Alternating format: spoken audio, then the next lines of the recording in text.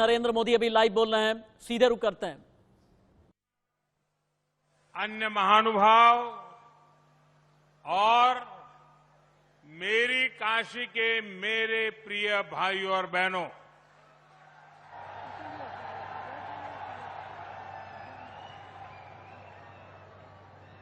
नवरात्र का पुण्य समय है। आज मां चंद्रघंटा की पूजा का दिन है।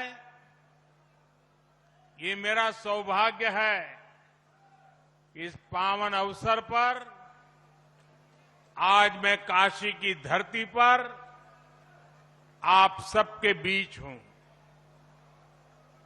मां चंद्रघंटा के आशीर्वाद से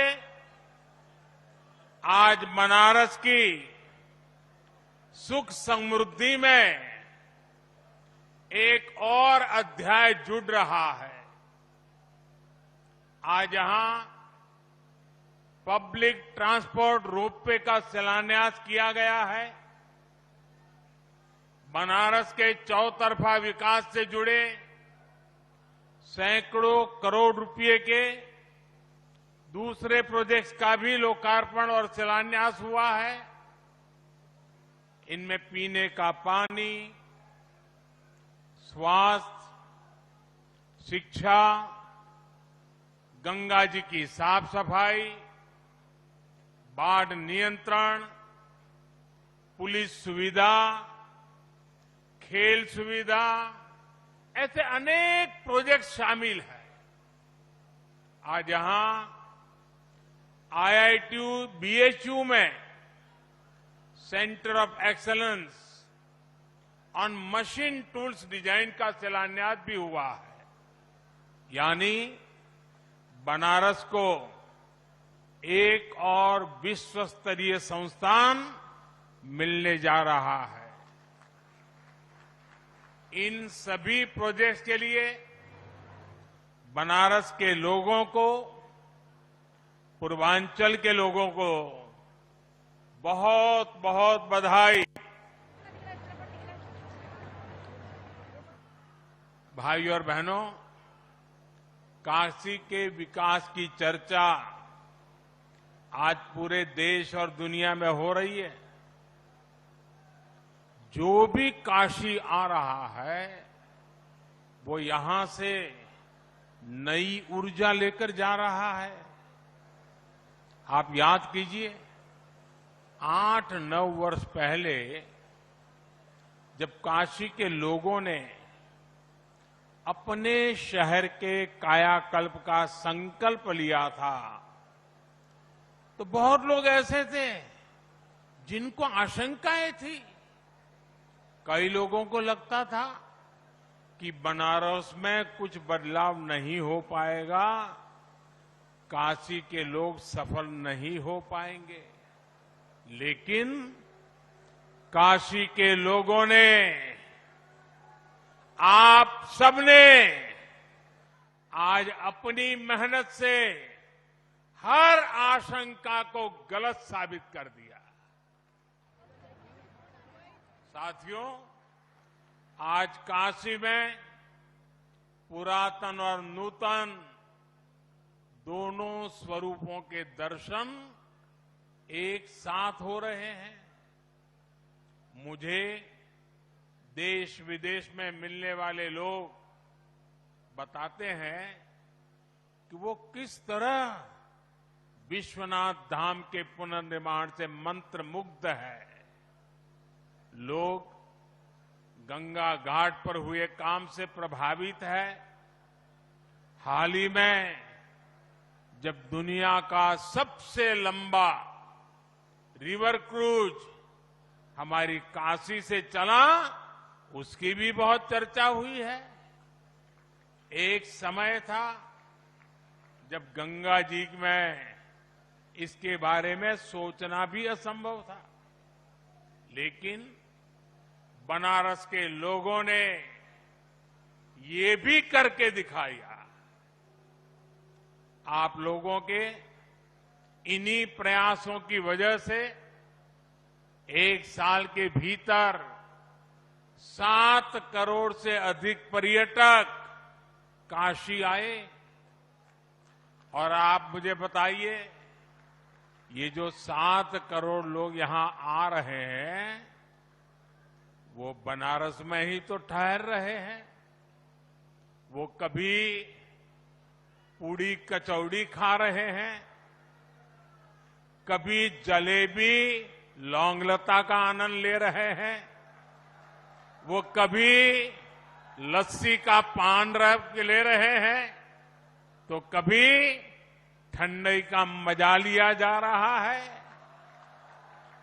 और अपना बनारसी पान, यहां के लकड़ी के खिलौने, ये बनारसी साड़ी, कालीन का काम, इन सब के लिए हर महीने 50 लाख से ज्यादा लोग बनारस आ रहे हैं। महादेव के आशीर्वाद से ये बहुत बड़ा काम हुआ है। बनारस आने वाले ये लोग अपने साथ बनारस के हर परिवार के लिए आय के साधन ला रहे हैं। यहां आने वाले पर्यटक रोजगार के, स्वरोजगार के नए अवसर बना रहे हैं। साथियों, 8-9 वर्षों के विकास कार्यों के बाद जिस तेजी से बनारस का विकास हो रहा है, अब उसे नई गति देने का भी समय आ गया है। आज यहां टूरिज्म से जुड़े, शहर के सुंदरीकरण से जुड़े कई प्रोजेक्ट्स का लोकार्पण और शिलान्यास हुआ है। रोड हो, पुल हो, रेल हो, एयरपोर्ट हो, कनेक्टिविटी के तमाम नए साधनों ने काशी आना जाना बहुत आसान कर दिया है। लेकिन अब हमें एक कदम और आगे बढ़ना है। अब जो ये रोपवे यहां बन रहा है, इससे काशी की सुविधा और काशी का आकर्षण दोनों बढ़ेगा। रोपवे बनने के बाद बनारस कैंट रेलवे स्टेशन और काशी विश्वनाथ कॉरिडोर के बीच की दूरी बस कुछ मिनटों में ही रह जाएगी। इससे बनारस के लोगों की सुविधा और बढ़ जाएगी। इससे कैंट स्टेशन से गदौलिया के बीच ट्रैफिक जाम की समस्या भी बहुत कम हो जाएगी। साथियों, वाराणसी में आसपास के शहरों से, दूसरे राज्यों से लोग अलग अलग काम से भी आते हैं। वर्षों से वो वाराणसी किसी एक इलाके में आते हैं, काम खत्म करके रेलवे या बस स्टैंड चले जाते हैं। उनका मन होता है बनारस घूमने का, लेकिन सोचते हैं इतना जाम है, कौन जाएगा। वो बचा हुआ समय स्टेशन पर ही बिताना पसंद करते हैं। इस रोपवे से ऐसे लोगों को भी बहुत फायदा होगा। भाइयों और बहनों, ये रोपवे प्रोजेक्ट सिर्फ आवाजाही का प्रोजेक्ट भर नहीं है। कैंट रेलवे स्टेशन के ऊपर ही रोपवे का स्टेशन बनेगा, ताकि आप लोग इसका सीधा लाभ ले सके।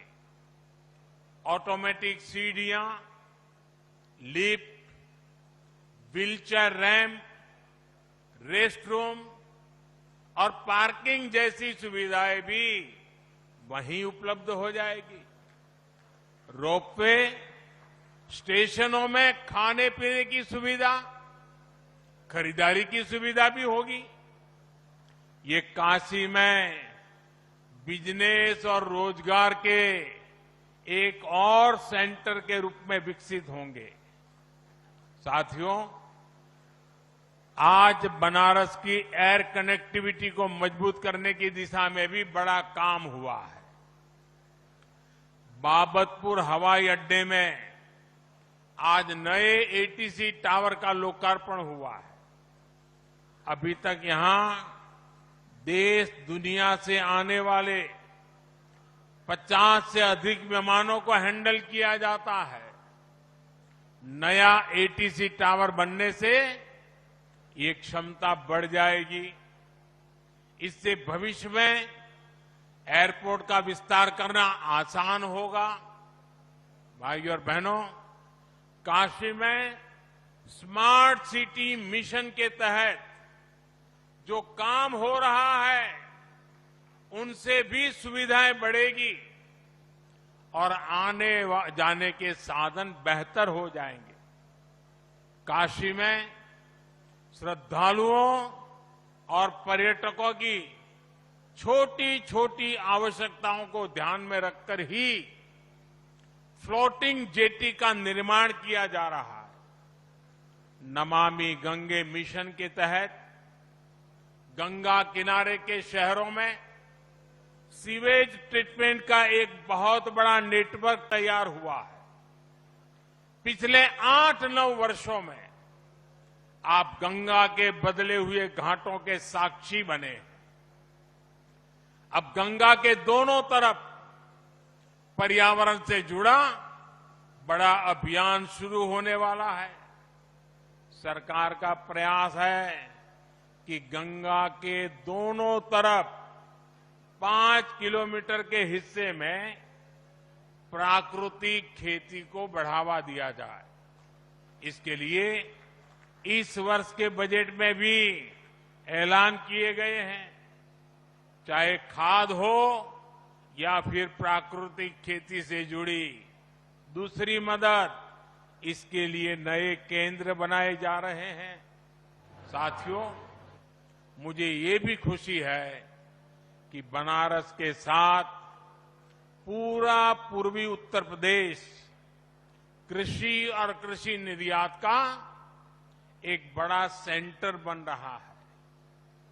आज वाराणसी में फल सब्जियों की प्रोसेसिंग से लेकर भंडारण और ट्रांसपोर्टेशन से जुड़ी कई आधुनिक सुविधाएं तैयार हुई है। आज बनारस का लंगड़ा आम, गाजीपुर की भिंडी और हरी मिर्च, जौनपुर की मूली और खरबूजे विदेश के बाजारों तक पहुंचने लगे हैं। इन छोटे शहरों में उगाई गई फल सब्जियां लंदन और दुबई के बाजारों तक पहुंच रही है। और हम सब जानते हैं, जितना ज्यादा एक्सपोर्ट होता है उतना ही अधिक पैसा किसान तक पहुंचता है।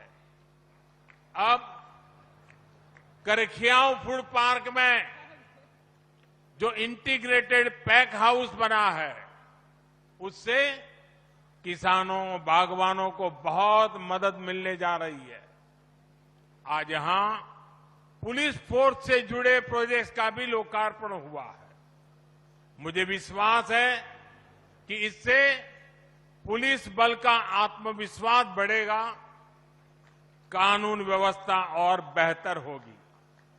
साथियों, विकास का जो रास्ता हमने चुना है उसमें सुविधा भी है और संवेदना भी है। इस क्षेत्र में एक चुनौती पीने के पानी की रही है।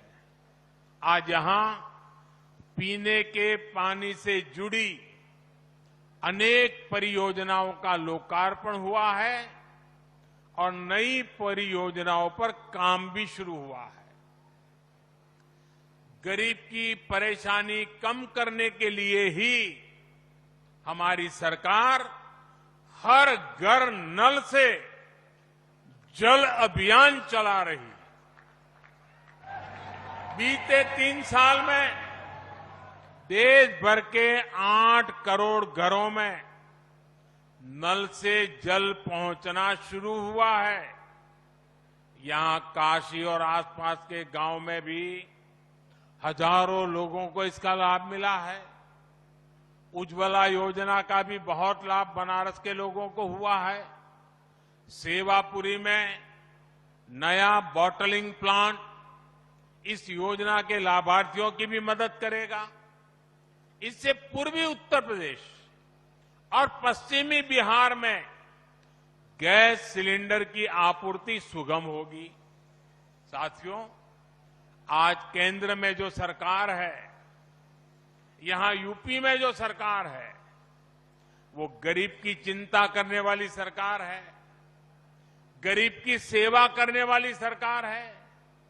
और आप लोग भले प्रधानमंत्री बोले, सरकार बोले, लेकिन मोदी तो खुद को आपका सेवक ही मानता है। इसी सेवा भाव से मैं काशी की, देश की, यूपी की सेवा कर रहा हूं। थोड़ी देर पहले मेरी सरकार की अनेक योजनाओं के लाभार्थियों से बातचीत हुई है। किसी को आंखों की रोशनी मिली, तो किसी को सरकारी मदद से अपनी रोजी रोटी कमाने में मदद मिली।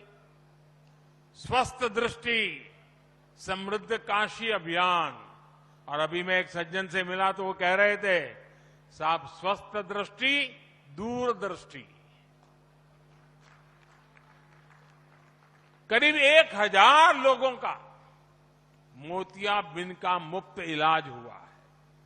मुझे संतोष है कि आज बनारस के हजारों लोगों को सरकार की योजनाओं का लाभ मिल रहा है। आप याद कीजिए, 2014 से पहले के वो दिन जब बैंकों में खाता खोलने में भी पसीने छूट जाते थे। बैंकों से ऋण लेना, इसके बारे में तो सामान्य परिवार सोच भी नहीं सकता था। आज गरीब से गरीब के परिवार के पास भी जनधन बैंक खाता है। उसके हक का पैसा, सरकारी मदद आज सीधे उसके बैंक खाते में आता है। आज छोटा किसान हो, छोटा व्यवसायी हो, हमारी बहनों के स्वयं सहायता समूह हो, सबको मुद्रा जैसी योजनाओं के तहत आसानी से ऋण मिलते हैं। हमने पशुपालकों और मछली पालकों को भी किसान क्रेडिट कार्ड से जोड़ा है। रेहड़ी पटरी फुटपाथ पर काम करने वाले हमारे साथियों को भी पहली बार पीएम स्वनिधि योजना से बैंकों से ऋण मिलना शुरू हुआ है। इस वर्ष के बजट में विश्वकर्मा साथियों की मदद के लिए भी पीएम विश्वकर्मा योजना लेकर आए हैं। प्रयास यही है कि अमृत काल में विकसित भारत के निर्माण में हर भारतीय का योगदान हो, कोई भी पीछे ना छूटे। भाइयों और बहनों, अब से कुछ देर पहले मेरी खेलो बनारस प्रतियोगिता के विजेताओं से भी बात हुई। इसमें 1 लाख से अधिक युवाओं ने अलग अलग खेलों में हिस्सा लिया। सिर्फ ये अपने बनारस संसदीय क्षेत्र में। मैं सभी को बहुत बहुत बधाई देता हूं। बनारस के युवाओं को ज्यादा से ज्यादा खेलने का मौका मिले, इसके लिए यहां पर नई सुविधाएं भी विकसित की जा रही हैं। पिछले वर्ष सीगरा स्टेडियम के पुनर्विकास का फेज 1 शुरू हुआ। आज फेज 2 और फेज 3 का भी शिलान्यास किया गया है। इससे यहां अब अलग अलग खेलों की, हॉस्टल की आधुनिक सुविधाएं विकसित होगी। अब तो वाराणसी में इंटरनेशनल क्रिकेट स्टेडियम भी बनने जा रहा है। जब स्टेडियम बनकर तैयार होगा तो एक और आकर्षण काशी में भी जुड़ जाएगा।